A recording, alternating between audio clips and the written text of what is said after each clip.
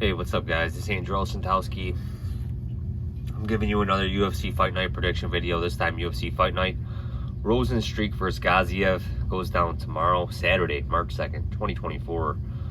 Prelims begin at 1:30. It's going down from Las Vegas from the Apex. Yeah, good main event. It's always nice to see heavyweights banging out in the main event. Rozenstruik's headline many events, and Gaziev's first main event, but good matchup, man. Lackluster card, to be honest, but hey, you know what, it's coming on 1:30 p.m. Saturday, so it's gonna get over with pretty quick, and then we have UFC 299 coming up next week. So all right, first fight of the night, Rozenstruik against El Sawadi. So looking at Loic's record, Tajikistan, that's where he's from. He lost to Rebecki, overhand left, second round. Beat Ribovics, but that was kind of a contentious decision in his UFC debut. That was a year ago. Remember that was kind of lackluster. He kind of gassed. I think he is a wrestler, El Sawadi. He's coming off the Dana White Contender Series, 28 years old, Prince of Palestine. Beat George Hardwick by unanimous decision. Fought in Fury FC. I'm going to side with El Sawadi here, man. It's not going to shock me if Rozenstruik wins, but I'm going to pick El Sawadi. They're giving him a winnable matchup. Ludovic Klein against AJ Cunningham.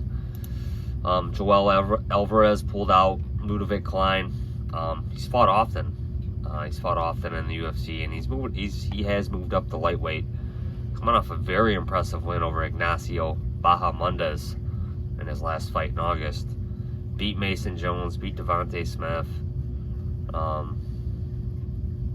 Yeah, he did have a draw with Jai Herbert. I was gonna say, I remember there was another fight, and like I said, he did move up from 145 to 155. And this guy's fought often, man. He has fought often. He's been in the UFC for 3.5 years now, and yeah, he's been a regular guy, regular staple. AJ Cunningham on a 1-fight winning streak. I think he was on the Contender Series last year. Lost to Steven Nagayan. I'm gonna side with Klein here, man. This should end early. But yeah, let's see what AJ Cunningham can do. Christian Leroy Duncan against Claudio Ribeiro. I don't know. I don't think I'm really sold on CLD.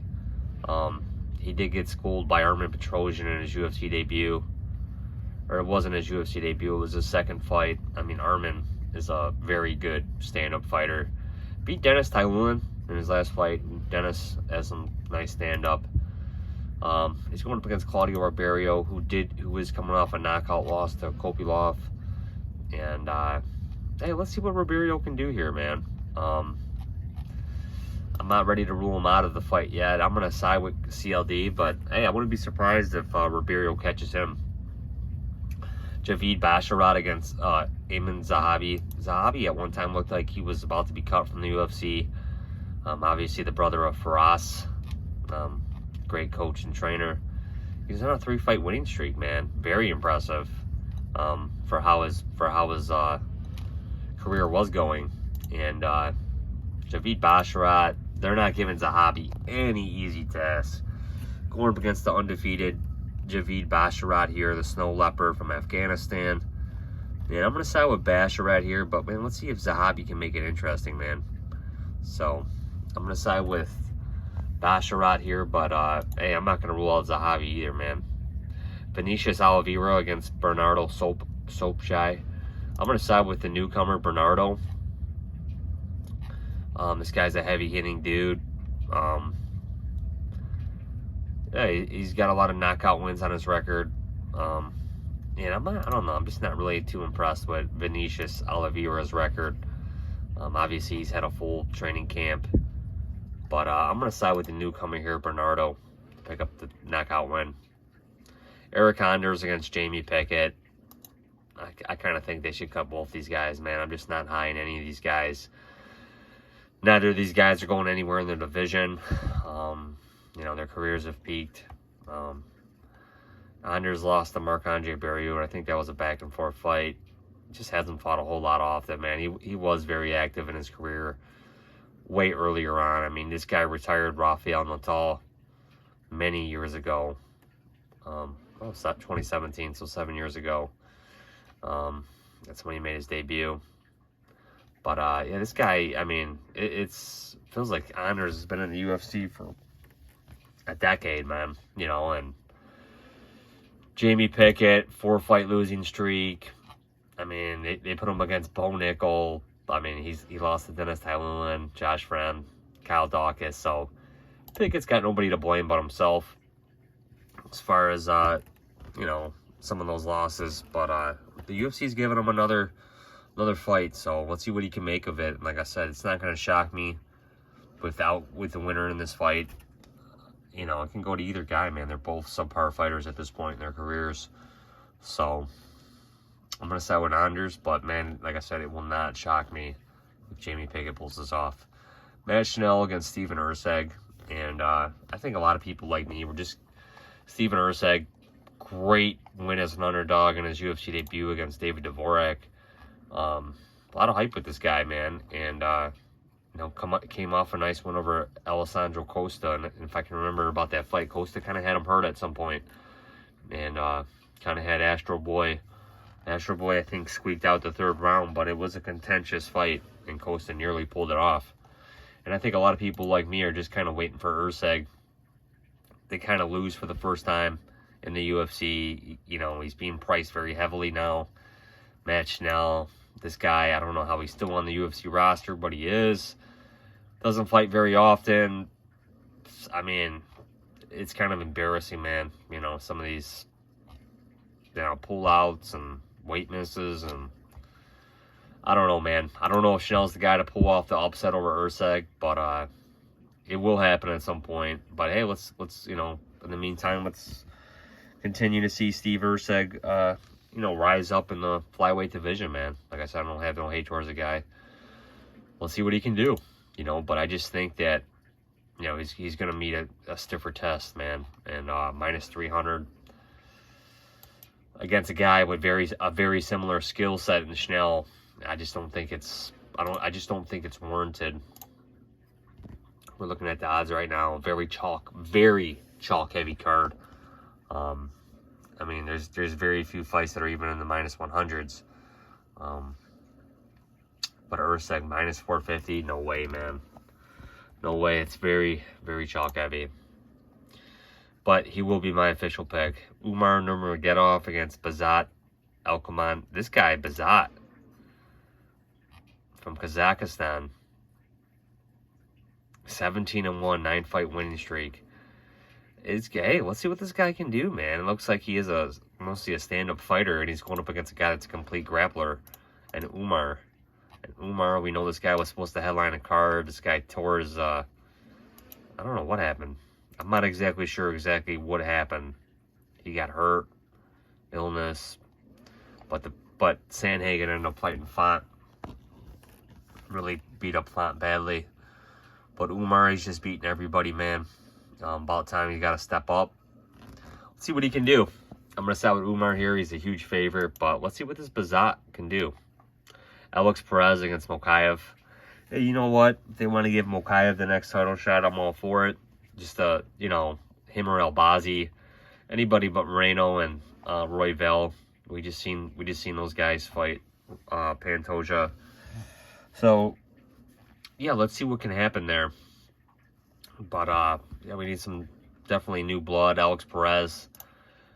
Guy's got a good skill set. I mean, this could be very interesting if he can avoid the submissions and keep this fight standing with Mokaev, man. I think Mokaev is definitely beatable. He's kind of a lot like Erceg, where he's going to fall off the ladder at some point here. You know, this guy was built as a big finisher, and outside of that first win against Cody Durden, he just hasn't really looked the part, in my opinion. I mean, he was in trouble against Filio.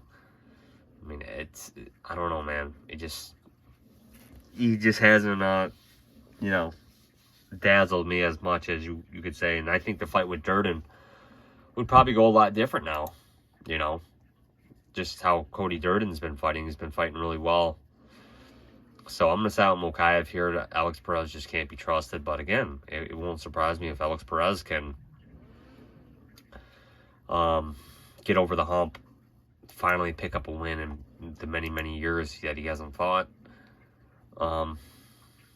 As I do think he's the better stand-up fighter, but I mean, he's just too inconsistent to trust. Vitor Petrino against Tyson Pedro. About time the UFC kind of feeds Pedro to the wolves, man. This guy, he's chinny, doesn't look like he wants to be in there. I kind of thought Anton Turchai was going to knock him out, but he caught Anton, put him out. Good credit for him, but this guy's looked real shaky, man. And he's going up against Vitor Petrino, and this guy should put Tyson out, man. So I'm gonna side with Vitor Petrino here. Jairzinho Rozenstruik against Shamil Gaziev. Gaziev, he fought in December. I don't really remember that. Beat Martin Budai. Beat Greg Velasco in the UFC. Dark Stozic.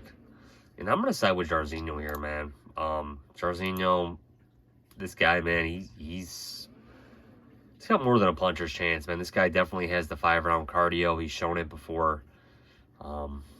Yeah, he got taken down and choked out by Almeida.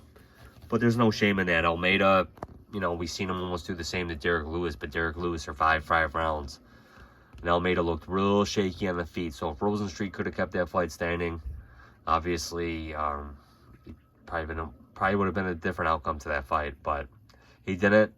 Beat Chris Daukaus, lost to Volkov in a fight that I thought Rozenstruik stood a good chance. And Volkov kind of just landed before him. He did land on Volkov, but man, Volkov has shown a very impressive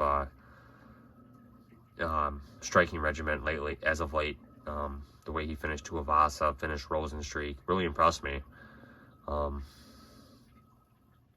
So, he lost to Blades, but again, he survived all 3 rounds, beat Sakai in a main event. Lost to Gan in the main event. Beat Dos Santos. Lost to Ngannou. Beat Overeem in the main event in the last seconds of that fight. I just think the guy, man, I am a big fan of the guy, man, because when he lands and when he fights, he can really knock his opponent out, man. And I do think the guy is a top 10 heavyweight. And I just think he's really being disrespected here against Gaziev, man. I know Gaziev's got the better ground game, but again, you're betting on a guy that doesn't have the 5-round cardio, hasn't faced that much adversity in the UFC yet, and I just don't think it's warranted, man. I think it's a lot like Joe Pyfer, Jack Hermanson, and Gaziev's no spring chicken either. They're both in their mid-30s, Rozenstruik 35, Gaziev 34. So I'm going to side with Rozenstruik here to pick up the 1st-round knockout. But again, it's not going to surprise me if Gaziev picks up the submission win or a knockout of his own either. But I'm going to side with Rozenstruik. So guys, my picks: Rozenstruik, Petrino, Mokaev, Nurmagomedov, Urseg, Anders, Sopchai, Basharat, Duncan, Klein, and El Sawadi.